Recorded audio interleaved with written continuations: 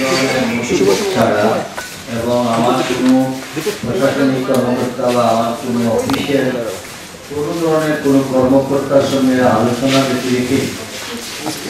আলোচনার সময় আমার বাসা এবং ভাড়া থেকে এবং আমার বাসার অফিসের থেকে আমাদের আনসারকে আমার প্রটোকলের যেটা ছিল এরা প্রত্যাহার করে নেওয়া। আমার গিয়ে আমাকে বললেন যে তাদের আনসার কমান্ডার অফিসার উনি ফোন করে বলছেন যে এখনই এখান থেকে উঠতে হয়ে আসে। খবর নিয়ে জানলাম যে উনি মাত্র 5 দিন আগে সিলেট শহরে সিলেটে এসে যোগদান করেছেন। আমরা প্রথম মেয়াদে আমি যখন নির্বাচিত হই তখন আমাকে সরকারের পক্ষ থেকে 2 জন গানম্যান দেওয়া হয়েছিল। পরবর্তীতে দ্বিতীয় মেয়াদে আসার পরে আর আমাকে সরকারিভাবে কোনো নিরাপত্তার জন্য গানম্যান দেওয়া হয়নি, যদিও বাংলাদেশের সব কটি সিটি কর্পোরেশনের মেয়রদেরকে সেটা দেওয়া হয়। আমি শুধু সিটি কর্পোরেশন নয়, সিটি কর্পোরেশনের গুরুত্বপূর্ণ স্থাপনা যেমন আমাদের পানি শোধনাগার, যেমন আমাদের যান্ত্রিক যেখানে আমাদের তেলীয়গুল অনেক মূল্যবান গাড়ি থাকে, পাঠাগারের পাশে যেটা জানেন আপনারা, যেটা অভিগমন পাঠাগারে এখানে আমাদের যান্ত্রিক শাখা, আমাদের এখানে স্টোরেজ, আমাদের এখানে স্বাস্থ্য শাখা, অনেক মালামাল সেখানে হচ্ছে। এবং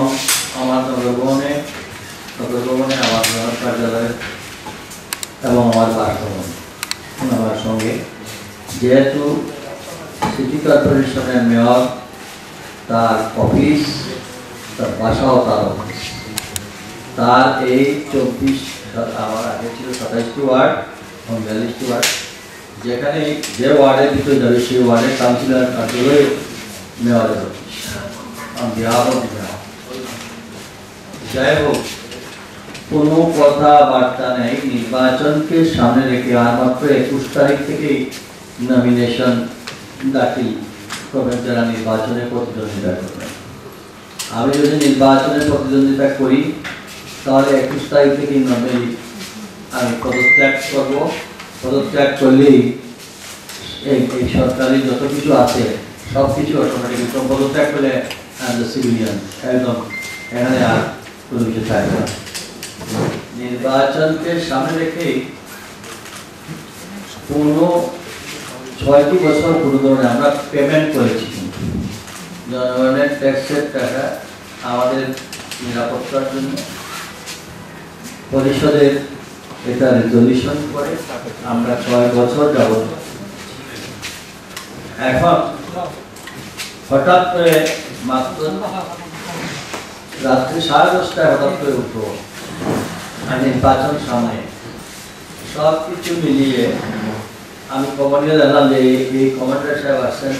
মাত্র 4 দিন হচ্ছে না 5 দিন হচ্ছে। তো একটা মিনিমাম একটা কার্য আছে যে আমাদের দিনে আমার অফিস চলছিল, যদি সরকার যদি প্রত্যাহার করে নিতে হয় যে কোনো সময় নিতে পারবে, কিন্তু যেহেতু আমি পেমেন্ট নিয়ে আসছি সেহেতু আমাকে একটা ইনফরমেশন আমাকে বা আমার সিওকে বা আমার যে কোনো একজন অফিসারকে ইনফর্ম করে আমার যে আমরা ওই মাস থেকে বা অমুক তারিখ থেকে আমরা দিতে পারবো না, সেটা নর্মাল নয়, সেইটুকু কতটুকু নয়। নির্বাচন যত ঘনিয়ে আসছে আমি যেসব এলাকায় যাই, যে ওয়ার্ডে যাই, ওই দিনই দেখা যায় আমার ওয়ার্ডে আমার পাশে যাদের ছবি টবি থাকে, রাত্রে দেখি তাদের উপর মোটামুটি অনুসন্ধান শুরু হয়, গ্রেফতার হয়, জেলে যায়, রিমান্ড ঘোষণা করা হয়। আমার জন্য কেন মনে হইতেছে যে আমাকে আমার যেটা মানে নর্মাল নবস ওইটা থেকেও আমি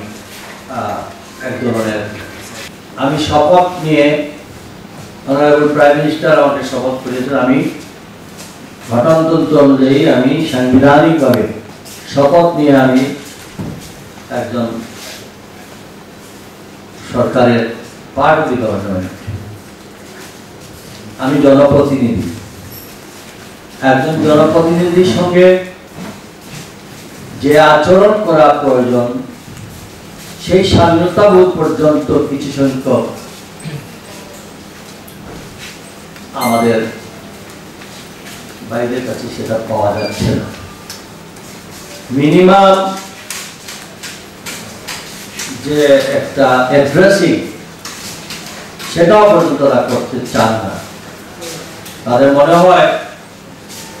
মেয়রকে যদি একটু সম্বোধন করে কথা বলতে হয় এটা যেন তাদের গায়ে বাজে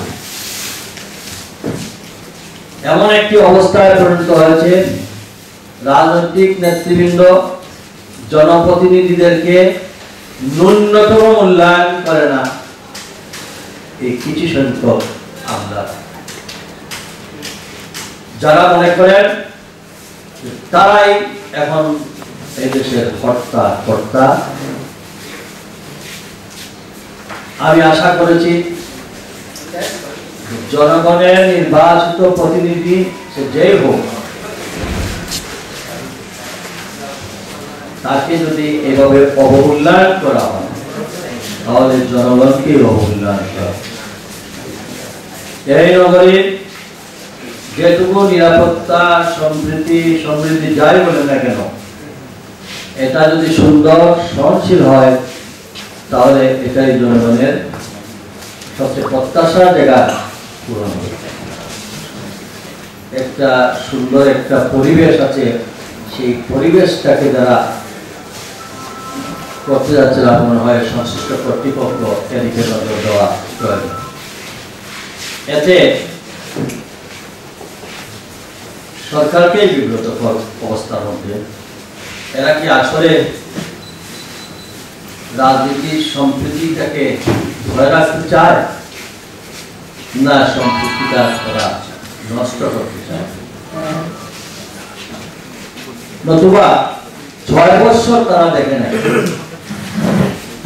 মাত্র নির্বাচনের আর 4 দিন বা 5 দিন বাকি আছে যদি আমি নির্বাচন না করি